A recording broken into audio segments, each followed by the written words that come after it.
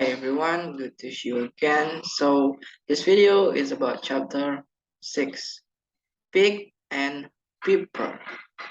For a minute or two, she stood looking at the house and wondering what to do next.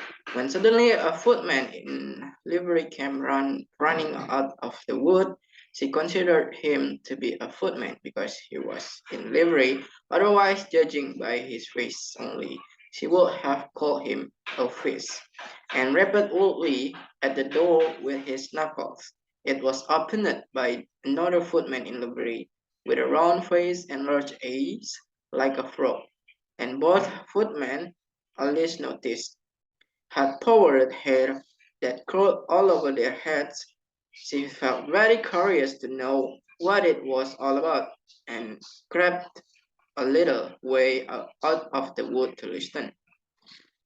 The first footman began by producing from under his arm a great letter nearly as large as himself, and this he handed over to the other, saying in a solemn tone, "For the Duchess, an invitation for the Queen to play croquet." The frog footman repeated, in the same solemn tone, only changing the order of two words a little, from the Queen, an invitation for the Duchess to play croquet. Then they both bowed low, and their curls got entangled together. Alice laughed so much at this that she had to turn back into the wood for fear of their hearing her. And when she next peeped out, the first footman was gone, and the other was sitting on the ground near the door, staring stupidly up into the sky. Alice went timidly up to the door and knocked. There is no short there is no sort of use in knocking, said the footman, and that for two reasons. First, because I am on the same side of the door as you are. Secondly, because they are making such a noise inside, no one could possibly hear you.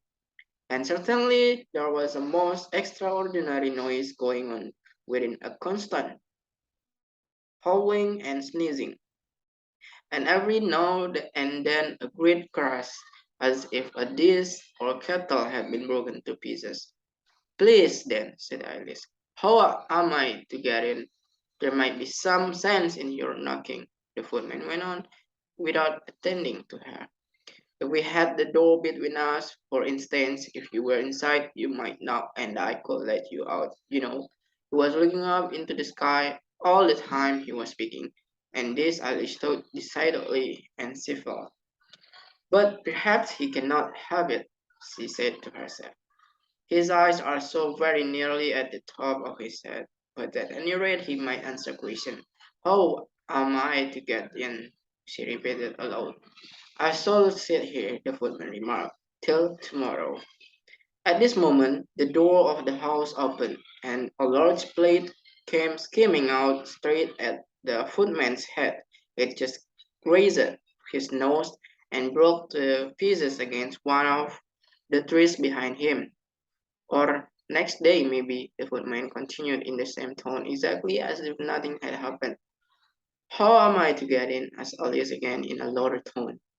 "Are you to get in at all?" said the footman.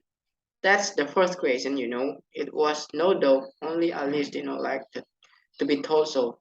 "It is really dreadful," she muttered to herself. "The way all the creators are due, it is enough to drive one crazy." The footman seemed to think this is a good opportunity for repeating his remark with variations. "I shall sit here, I shall sit here," he said, "on and off for days and days."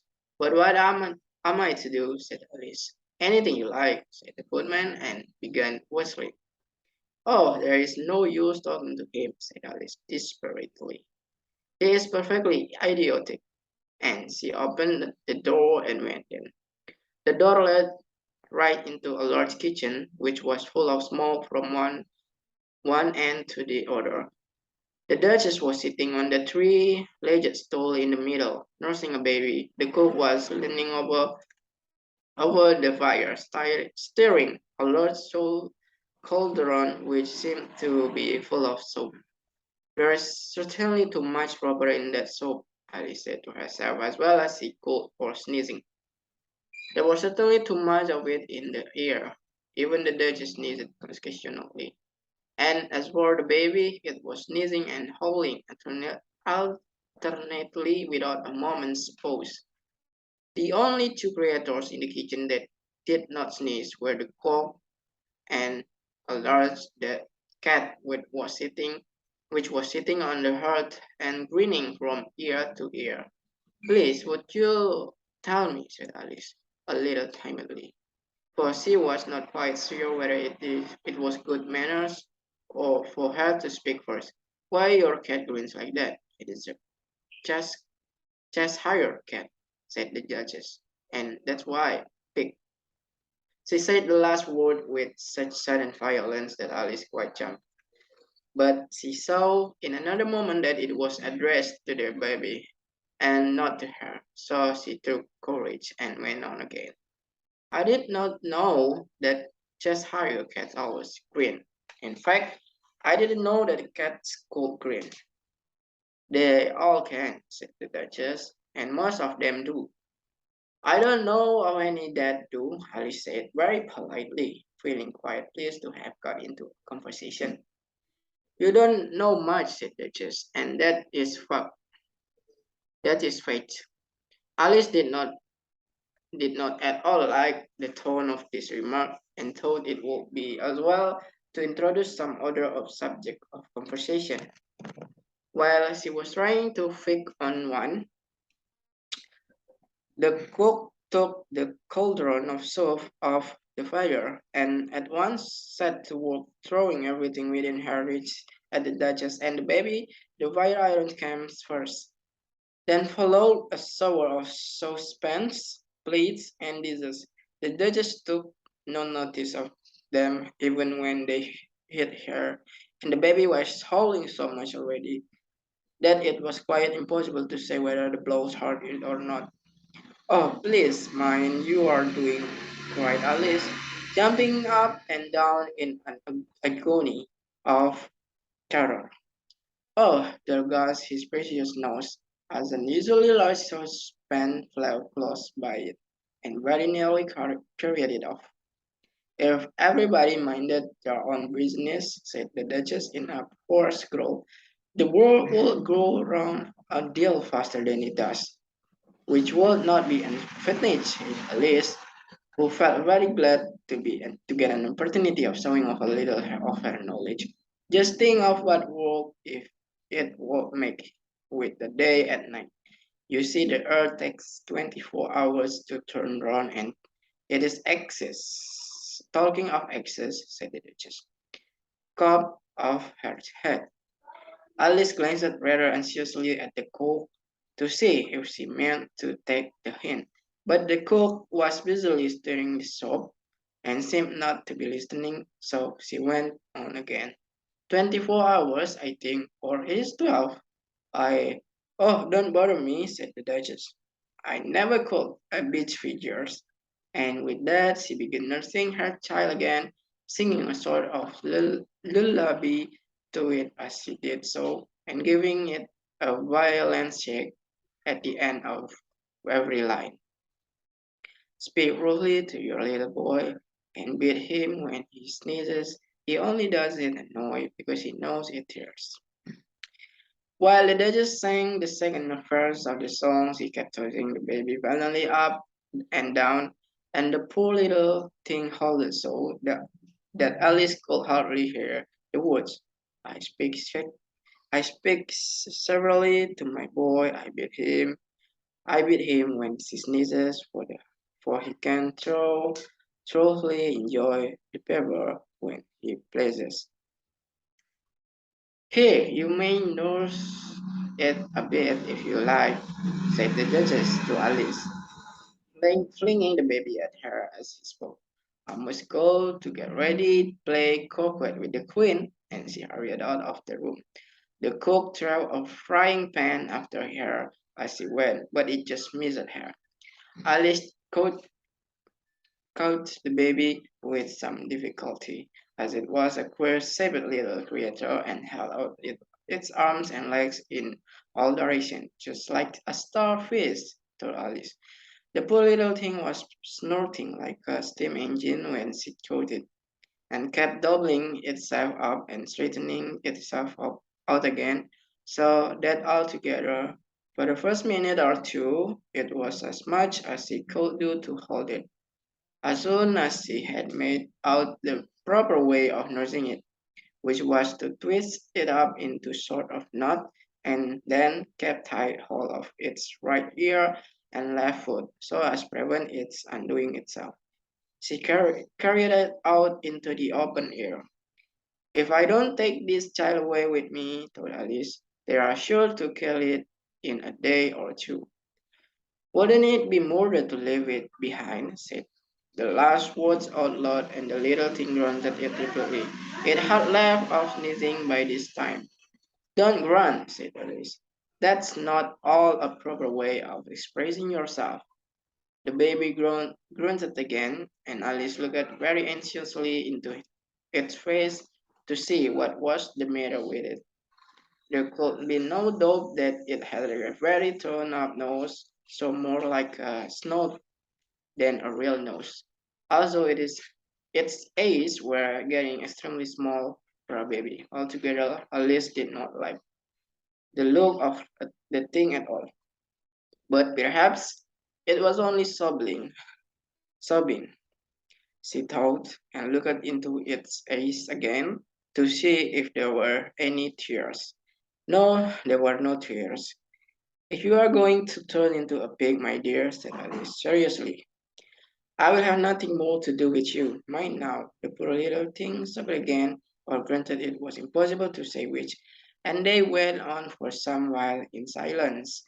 Alice was just beginning to think to herself, now what am I to do with this creature when I get it home? When it grunted again so violently that she looked down into his face in some alarm. This time three could be no mistake about it. It was neither more nor less than a pig, and she felt that it would be quite absurd for her to carry it any further.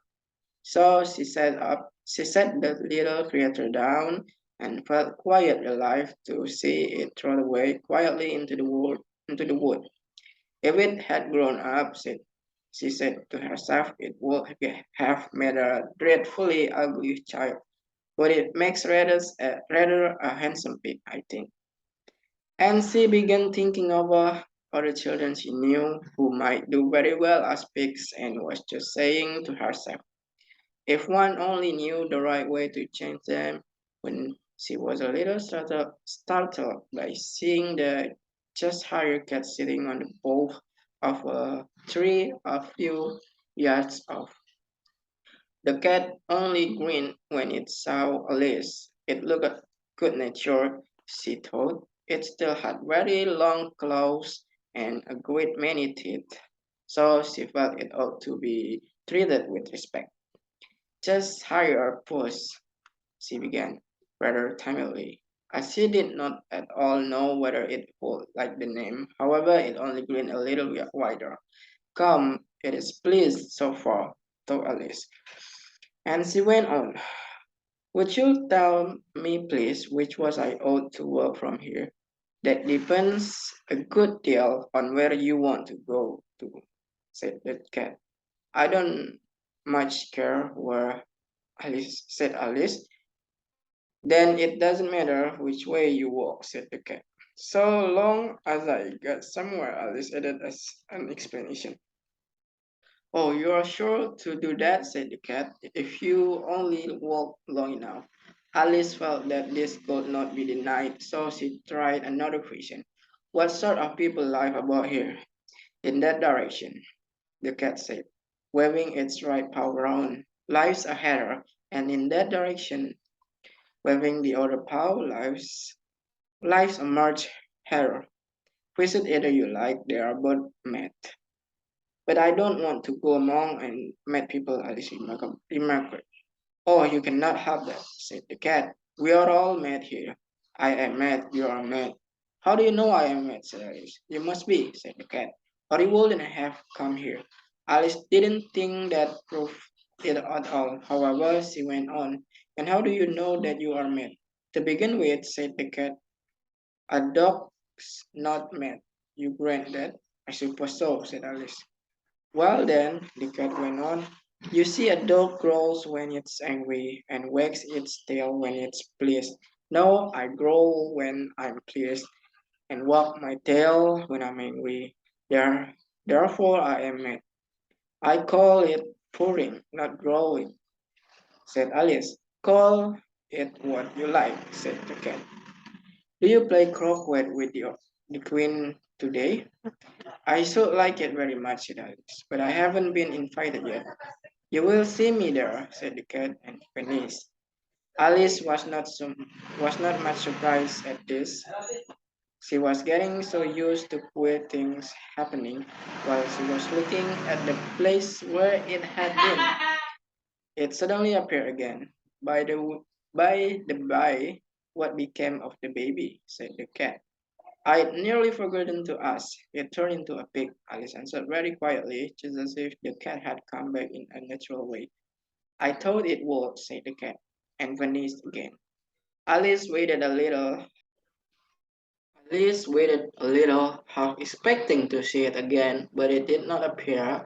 Another minute or two, she walked on in the direction in which the March hare was said to live.